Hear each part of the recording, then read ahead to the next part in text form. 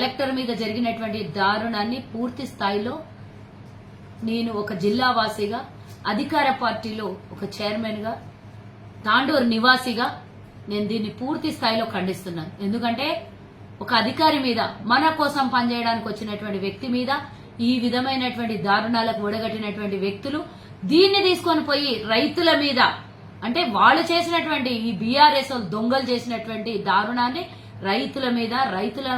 రైతుల మీద పడేసే ప్రయత్నం చేస్తున్నటువంటి వీళ్ళకి హెచ్చరిస్తున్నా. ఇది మా జిల్లాలో, మా రేవంత్ అన్న అడ్డాలో మీరు చేసినటువంటి దారుణాన్ని ఇంకెక్కడైనా, మరెక్కడైనా, ఎప్పుడైనా చేస్తే ఊరుకునేది లేదు అని ఈరోజు హెచ్చరిస్తున్నా. అందులో బీఆర్ఎస్ ముఖ్యంగా నరేందర్ రెడ్డి, పట్నం నరేందర్ రెడ్డికి సంబంధించినటువంటి ఒక కార్యకర్త చేతి చేసుకోవడము, మా కాంగ్రెస్ ఒక నాయకుని మీద పూర్తి స్థాయిలో అటాక్ చేయడం అనేది ఎంత దారుణమో నేను దీన్ని ఖండిస్తున్నాను. ముఖ్యంగా ప్రభుత్వాన్ని బదలాం చేయాలనే ప్రయత్నంలో ఎన్ని రకాలుగా ప్రయత్నం చేసినా ఈరోజు ప్రజాపాలన ఆగదు.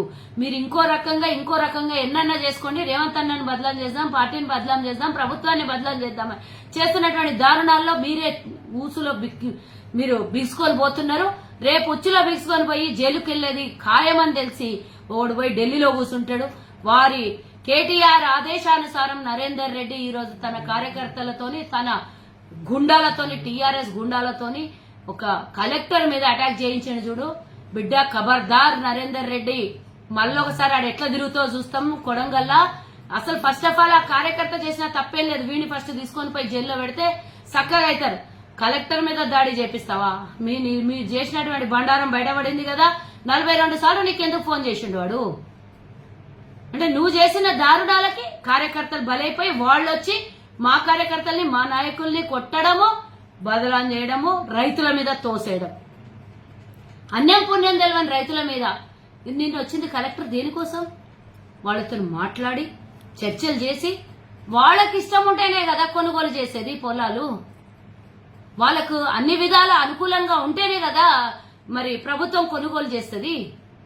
అసలు దేనికోసం బదలాం చేయాలనుకుంటున్నారు?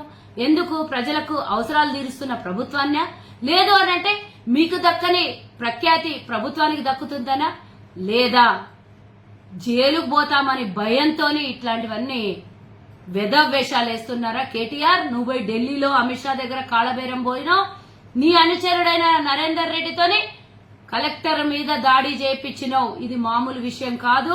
రేపు పొద్దున మీరు ఎక్కడ బయట తిరిగినా కూడా పూర్తి స్థాయిలో బందోబస్తులో వెళ్లాల్సినటువంటి అవసరం ఉంటది.